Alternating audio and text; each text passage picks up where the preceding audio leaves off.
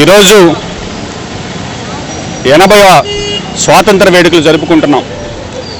ఈరోజు భారతదేశంలో ఆనాడు కాంగ్రెస్ పార్టీ కావచ్చు, మహానుభావుడు బిఆర్ అంబేద్కర్ గారు రాసినటువంటి రాజ్యాంగంలో ఈ దేశంలో అందరూ సమాన హక్కులు కలిగి ఉండాలి, అంటరానితనం ఉండకూడదని, కుల మతాలను సమానంగా చూడాలని ఆనాడు మహానుభావులు ఎన్నో కలలు కానీ స్వాతంత్రం తీసుకొస్తే ఈ రోజున ఇన్ని సంవత్సరాల తర్వాత మల్లికార్జున ఖర్గే గారు, అఖిల భారత కాంగ్రెస్ పార్టీ ప్రెసిడెంటు ఖర్గే గారు రామ్లీలా మైదానానికి వెళ్ళి ప్రసంగించి వస్తే అక్కడికి వెళ్ళి విశ్వ హిందూ పరిషత్ సభ్యులు దాన్ని అక్కడ సంప్రోక్షణ చేసి శుద్ధి చేసేటటువంటి కార్యక్రమం చేయడం అనేది ఎంతవరకు సబబని కాంగ్రెస్ పార్టీ డిమాండ్ చేస్తుంది.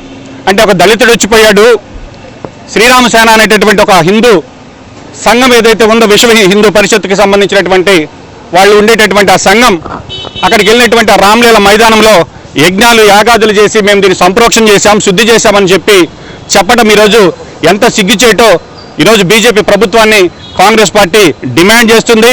వాళ్ళపైన ఖచ్చితంగా చర్యలు తీసుకోవాలి.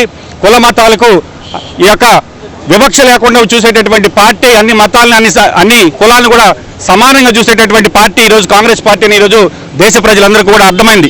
కాబట్టి మల్లికార్జున ఖర్గే గారు పార్లమెంట్లో లేవనెత్తారు ఈ అంశాన్ని. దీనికి బీజేపీ ఖచ్చితంగా సమాధానం చెప్పాలి. ఎవరైతే ఉన్నారో వాళ్ళందరిపైన కూడా అట్రాసిటీ కేసు నమోదు చేసి ఈరోజు దేశంలో ఒక జాతీయ అధ్యక్షుడు వెళ్తే కాంగ్రెస్ పార్టీ జాతీయ అధ్యక్షుడు మీకంత చులకనా, దళితుడంటే మీకంత చులకనా అని ఈరోజు బీజేపీ వాళ్ళని కాంగ్రెస్ పార్టీ డిమాండ్ చేస్తుంది. కాబట్టి దళితుల ఆత్మ గౌరవాన్ని కాపాడే పార్టీ తిరిగి కాంగ్రెస్ పార్టీ ఈరోజు దేశమంతా కూడా మైనారిటీ హక్కులను కాపాడేటటువంటి పార్టీ కాంగ్రెస్ పార్టీ.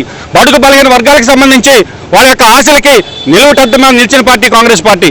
కాబట్టి ఈరోజు బీజేపీ వాళ్ళు నిజంగా దానికి సమాధానం చెప్పాలని కాంగ్రెస్ పార్టీ తరఫున డిమాండ్ చేస్తున్నాం. ఎవరైతే శుద్ధి చేసే కార్యక్రమం చేపట్టారో వాళ్ళందరిపైన కూడా కేసులు నమోదు చేసి వాళ్ళని వెంటనే అరెస్ట్ చేయాలని కాంగ్రెస్ పార్టీ డిమాండ్ చేస్తుంది.